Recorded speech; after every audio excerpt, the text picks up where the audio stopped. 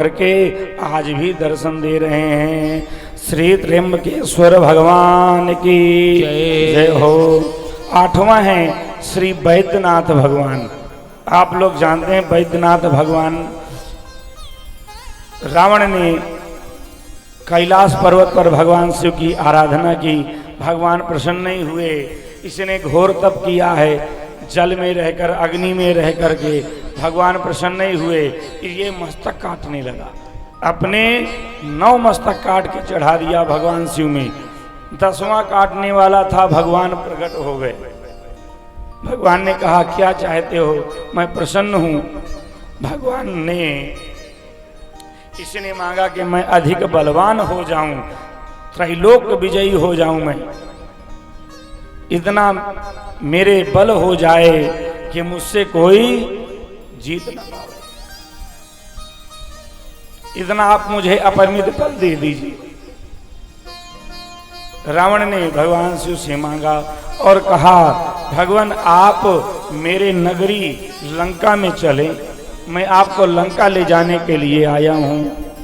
अब भगवान दुखी हो गए, अनमने ढंग से कहा कि ठीक है ऐसा करो, यह मेरा दिव्य ज्योतिर्लिंग है, इसको लेकर के तुम जाओ, पर ध्यान रखना जिस स्थान पर इसे रख दोगे मैं वहीं स्थिर हो जाऊंगा, आगे नहीं जाऊंगा। अब यह लेकर के चला। जब चला तो भगवान ने ही अपनी माया को पीछे भेज दिया। अब उसको भयंकर लोकशंका लगी। जिम ही लोकशंका लगी, अब वह देखा चारों तरफ एक ग्वारिया नजर आया। उस ग्वारिया को वह शिवलिंग दे दिया और लोकशंका के लिए गया। भगवान ने लीला से उस शिवलिंग में इतना वजन बढ़ाया कि वो ग्वारिया वहीं रख के भाग गया। और जब रावण आया, देखा जमीन पर, उठाने का प्रयास किया पर भगवान उठे ही नहीं, वहीं स्थापित हो गए। रावण वहीं से भाग गया कि वरदान तो मिल ही गया है, कोई बात नहीं, नहीं जा रहे तो बैठे रहो। रावण चला गया।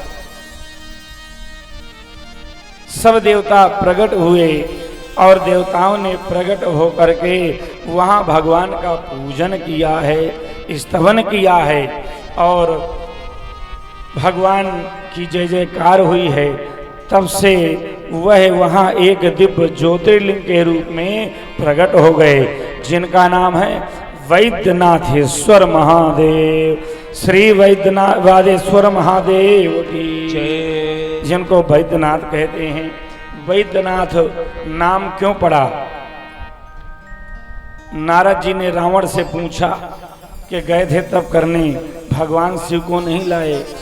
रावण ने बताया और कहा मैंने मस्तक काट काट के रख दिया, भगवान प्रकट हो गए और भगवान ने वैद्य की तरह मेरे मस्तकों को जोड़ दिया। मुझे तनिक भी दुख नहीं हुआ, कष्ट नहीं हुआ। वैद्य की तरफ उन्होंने मुझे जीवन दान दिया है, इसलिए उनका नाम वैद्यनाथेश्वर। श्री वैद्यनाथ भगवान की जय।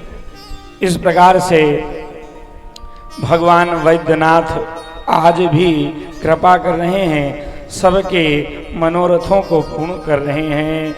जो भी रोगी हैं वहां जाकर के भगवान का दर्शन करते हैं, वहां का जल ग्रहण करते हैं तो रोग मुक्त हो